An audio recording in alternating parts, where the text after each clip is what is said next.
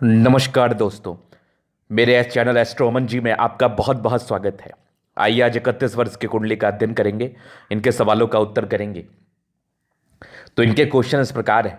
अब ये government job में है, आगे की जिंदगी के विषय में जानना चाहते हैं। सूर्य की स्थिति इनको जानना है विशेषकर, क्योंकि इनके सूर्य पर्वत पर हाथ पर मोल जैसी आकृति दिख रही है। तो आप बिल्कुल भी चिंता ना करें। अगर वो मोल फलित हुआ तो आपकी कुंडली से पता चल जाएगा, अगर नहीं हुआ तो वो भी पता चल जाएगा। क्योंकि अगर सूर्य पर कोई बुरी बुरी दृष्टि ना पड़ी हो, सूर्य खराब घर का स्वामी हो के अच्छे घर में ना बैठा हो, तो मोल का कोई साइड इफेक्ट नहीं आएगा। फिर वो मोल नहीं है, वो स्वतः चला जाएगा अगर आया भी है तो। अगर सूर्य की स्थिति खराब होगी कुंडली में तो फिर उसका साइड इफेक्ट आ सकते हैं। तो आइए गहराई पूर्वक कुंडली को देखने का कोशिश करते हैं। सबसे पहले लगन पर विचार करते हैं। 3 लिखा हुआ मिथुन लगन की कुंडली है। जब भी 3 लिखे आपको तो ये लगन मिथुन होता है। और इस कुंडली के हिसाब से इनकी राशि तुला रही है, मंगल दोष इनकी कुंडली में है। अभी मैं आगे विचार करूंगा कैसे है। जैसे इनकी कुंडली में बुध अस्त का है, क्योंकि ये देखो अस्त का साइन यहाँ पर होता है, अस्त का ऐसे करके निशान होगा बना हुआ, तो बुध पर आपको ये निशान दिख रहा होगा। अस्त का अर्थ है कि सूर्य से क्लोज कंजंक्शन में ये जाके बैठ गए, तो सूर्य के सामने ये अस्त का हो गए, सूर्य के कारण ये अस्त का हो गए। मतलब सूर्य के प्रकाश के सामने किसी के प्रकाश की कोई महत्व नहीं होती, इसी वजह से इसको हम अस्त का मान लेते हैं। तो बुध खास करके इनका अस्त का है।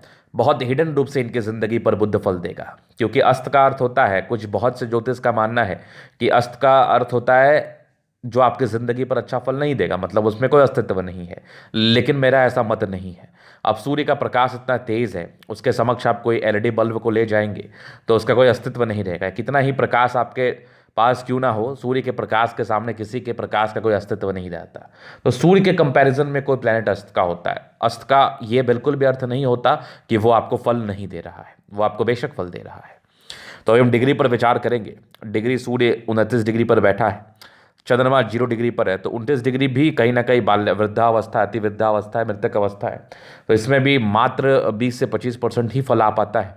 अगर योग कारक हुआ तो अच्छा, मारक हुआ तो खराब। चंद्रमा 0 डिग्री पर है, ये भी 10% 15% ही फल देगा। मंगल 8 डिग्री पर है, लगभग 100% फल देगा, ये 90 to 100%। बुध 25 डिग्री पर है, 80% फल देगा। बृहस्पति 60 डिग्री पर है, ये भी तकरीबन वही 20% के राउंड फल देगा, 20 से 40% के राउंड। शुक्र इनका 14 डिग्री पर है, ये भी कहीं ना कहीं आपके 100% फल देगा, क्योंकि 10 से 20 डिग्री के 20 डिग्री के बीच का ग्रह आपको 100% फल देता है। शनि 29 डिग्री पर है, ये भी कम फल देगा। राहु और केतु दोनों बढ़िया डिग्री पर है, तो ये भी अच्छा या खराब आपको 100% फल देगा। अब योग कारक ग्रह जो आपके लिए मारक होते हैं, जो आपके लिए तकलीफ देह होते हैं, योग कारक ग्रह जो आपके लिए अच्छे होते हैं, और मारक ग्रह जो आपके लिए तकलीफ देह होते हैं, इसी को हम योग कारक और मारक कहते हैं। तो डिग्री को जानना बहुत जरूरी होता है। कोई व्यक्ति के कुंडली पर बहुत ही अच्छे योग बने होते हैं, लेकिन ये व्यक्ति अपनी जिंदगी पर कुछ कर नहीं पाते। इसका सीधा मतलब होता है कि इनकी कुंडली में बलहीनता होगा, मतलब प्लैनेट्स में ज़्यादा बल नहीं होगा, इसलिए इनको विशेषतम सक्सेस नहीं मिला। वो तो हाथ से भी पता चल जाता है, कुंडली से खास करके ज़्यादा पता चलता है। तो ये कुछ बेसिक्स बातें थी। जैसे मिथुन लगन के व्यक्ति को ना खास तौर पर जो समस्याएं होती हैं वो घबराहट की होती है, निराशावादी सोच के होते हैं। कहीं ना कहीं कुछ क्षय रोग से ग्रसित रह सकते हैं, दम्मा की बीमारी हो सकती है, सांस से संबंधित बीमारी हो सकती है इनको, और घबराहट की समस्या तो रहती है, और हल्के फुल्के पेट की समस्या। ये एक आम समस्या है मिथुन लगन वाले कुंडली वाले जातकों के लिए। अभी मैं सारे ग्रहों की स्थिति को देखूंगा। तो सूर्य इनके कहाँ पर बैठा है? सूर्य 11 लिखा हुआ है, कुंभ राशि में है। तो सूर्य इनका कुंभ राशि में बैठा है, जो सूर्य की शत्रु राशि है। शत्रु के घर में इससे कोई विशेषतम तकलीफ नहीं है। और सूर्य इनका कुंभ राशि में होके ये तीसरे घर का स्वामी है। तीसरा हाउस होता है कर्म का हाउस। कर्मेश होके सूर्य आपके भाग्य स्थान में बैठा है, तो ऐसे ये कर्म का हाउस है, तीसरा हाउस। तो कर्म का हाउस का स्वामी अगर भाग्य के हाउस में जाके बैठे तो ये इस बात का परिचय कराता है जातक अपने कर्मों से अपने भाग्य को बनाते हैं। और नवमा भाव भाग्य का स्थान होता है, तो कर्म करने के बाद भाग्य का साथ भी अच्छा मिलता है। तो सूर्य की कोई बहुत गड़बड़ अवस्था हथेली पर नहीं है। तो सूर्य के रिगार्डिंग थोड़ा मेहनत करा सकता है सूर्य, लेकिन बहुत ज़्यादा नेगेटिव इंपैक्ट ये नहीं डालेगा। सूर्य के बाद हम विचार करते हैं इनके चंद्रमा पर। चंद्रमा कहाँ बैठा है देख लो आप। चंद्रमा इनका है पंचम भाव में, 5th हाउस में बैठा है, जो संतान कारक स्थान होता है, पढ़ाई लिखाई कारक स्थान होता है, केंद्र त्रिकोण हाउस होता है। चंद्रमा यहाँ पर बैठा है। तो चंद्रमा इनका तुला राशि में 7 लिखा हुआ है, तुला राशि हुआ। चंद्रमा की समांतर राशि है, धन भाव का स्वामी है, पंचम भाव में जाकर बैठ गया। तो ये बहुत बढ़िया कंडीशन में है। तो चंद्रमा आपके बहुत ज़बरदस्त कंडीशन में है। जातक के सरकारी क्षेत्र से धन लाभ होती है, जातक की जिंदगी बढ़िया रहती है, संतान प्राप्ति होती है और संतान बहुत बड़ा कार्य करके जाते हैं। तो चंद्रमा आपका पैसे के फ्लो को भी बता रहा है, जातक की जिंदगी पर धन की कोई दिक्कत नहीं होती। तो चंद्रमा बेहतरीन अवस्था में है। अब ये मंगल पर विचार करूंगा। मंगल 10 लिखा हुआ है यहाँ पर, तो मंगल के साथ इनका राहु भी है, तो थोड़ा सा दोष जरूर बनाया, उसमें मैं आगे विचार करूंगा। लेकिन मंगल इनका मकर राशि में है, उच्च का मंगल है, और मंगल छठे 11वें का स्वामी होकर 8वें में है। अगर एक एक्सपेक्ट से देखा जाए कि अष्टम भाव 11वें लाभ भाव का स्वामी होकर अगर मंगल अष्टम भाव में बैठा हो, तो कहीं ना कहीं अष्टम भाव मृत्यु कारक स्थान होता है, थोड़ी गड़बड़ अवस्था में है। लेकिन मंगल छठे भाव का भी स्वामी है, 6th हाउस रिप्रेजेंट करता है रोग ऋण कर्जा से। और अगर ये त्रिक हाउस है, 6th एंड 8th एंड आपका 12th, अगर 6th हाउस का स्वामी छठे में बैठ जाए तो अपने घर में बैठ गया, 8वें में बैठ जाए तो उच्च का हो गया, तो इस कदर मंगल आपके लिए योग कारक हो गया, मारक नहीं है। तो इसमें मंगल दोष है, आपको मंगली लड़की से शादी करना पड़ेगा, लेकिन मंगल के कोई साइड इफेक्ट नहीं आएंगे। जो साइड इफेक्ट आपको आने चाहिए वो साइड इफेक्ट नहीं आएंगे। तो मंगल आपका बहुत योग कारक भी नहीं तो बहुत मारक भी नहीं, आपके लिए अच्छा ही फलदायी है। हाँ, कुछ एक्सपेक्ट से हल्के फुल्के गड़बड़ी दिखा सकता है, जैसे ज़्यादा गुस्सैल होना, पराक्रमी कम होना, डरना, इस प्रकार की समस्याओं को बताता है, लेकिन ये बहुत ज़्यादा घातक नहीं है आपके लिए। तो अब आप विचार करेंगे अब इनके बुध पर। तो बुध कहाँ बैठा है? बुध बैठा है 11वें में, ये भी कुंभ राशि में है। पहले लग्नेश, और लग्नेश होकर अगर कोई ग्रह 11वें भाव में बैठ जाए तो इससे बढ़िया राज्यों कुछ नहीं होता, इससे बढ़िया समय कुछ नहीं होता। तो ये आपके लिए बुध बहुत ज़्यादा ही लाभकारी है।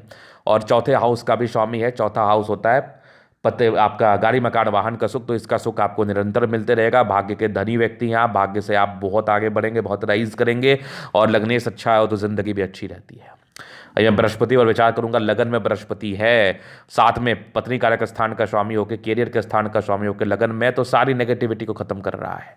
और जुपिटर कहीं ना कहीं आपके पंचम भाव को देख रहा है, चंद्रमा को बैलेंस्ड कर रहा है, जो गज केसरी योग का निर्माण भी कर रहा है। 7वें भाव को देख रहा है, पत्नी कारक स्थान को देख रहा है, जो कि अच्छी वाइफ को बता रहा है। 9वें भाव भाग्य को स्ट्रांग कर रहा है। तो जुपिटर आपका बहुत गजब है, सारी नेगेटिविटी को खत्म करता है। कहा जाता है जुपिटर अगर लगन में रहे तो जातक की कुंडली में अगर कोई थोड़ी बहुत नेगेटिविटी भी है तो उसको वो कंट्रोल कर लेता है। तो बृहस्पति का अच्छा होने से अच्छे संस्कार के होते हैं, अच्छा कमाई करते हैं, शादी के बाद भाग्योदय होते हैं, अच्छी पत्नी मिलती है, नो डाउट।